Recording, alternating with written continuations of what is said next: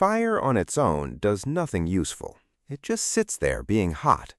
To move something with it, you have to make the fire go one way and only one way. That is the entire idea behind every jet engine ever built.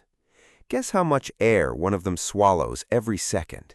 Enough to empty the room you were sitting in about a second. And almost none of that air is there to burn anything. There are only 4 things happening inside, and you can hold them in your head. Air comes in, air gets squeezed, fuel burns in the squeezed air, everything rushes out the back. The squeezing is the part almost nobody thinks about, and it decides everything.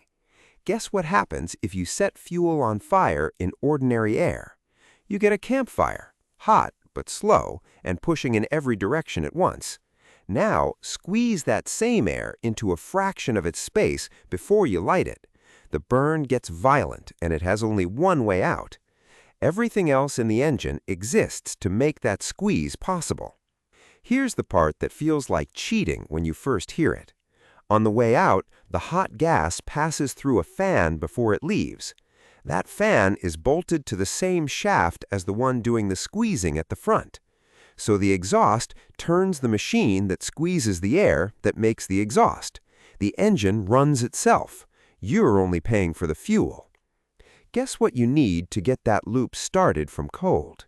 Something else has to spin it first, and once it catches, it never needs help again. Until you shut it down, it is its own power supply. Now, the afterburner, which is the thing in every film about fighter aircraft, there is still oxygen left in the exhaust because not all of it got burned. So you spray more fuel straight into the hot stream on the way out.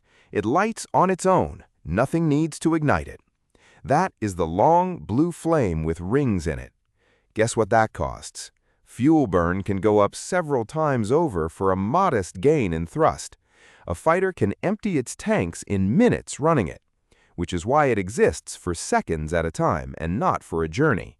The loudest, most impressive part of the engine is also the least efficient thing on it.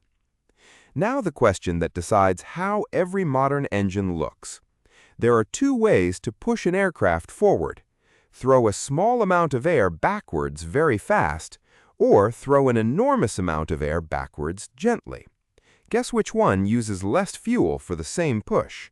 The second one, by a wide margin.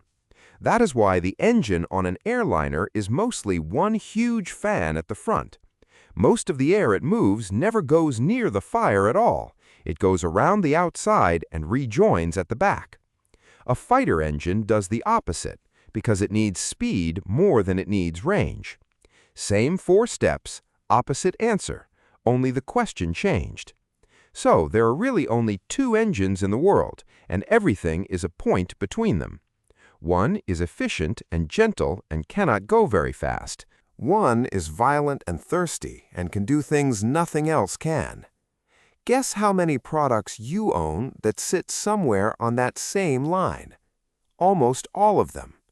A car tuned for economy and one tuned for a track are the same argument. So is a phone battery that lasts 2 days against one that charges in 10 minutes. Nobody is being clever or lazy.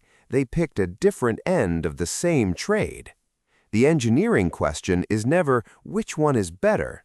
It is which one you are willing to pay for, in fuel, in weight, or in time. And once you can see that trade, you stop believing any advert that says you get both.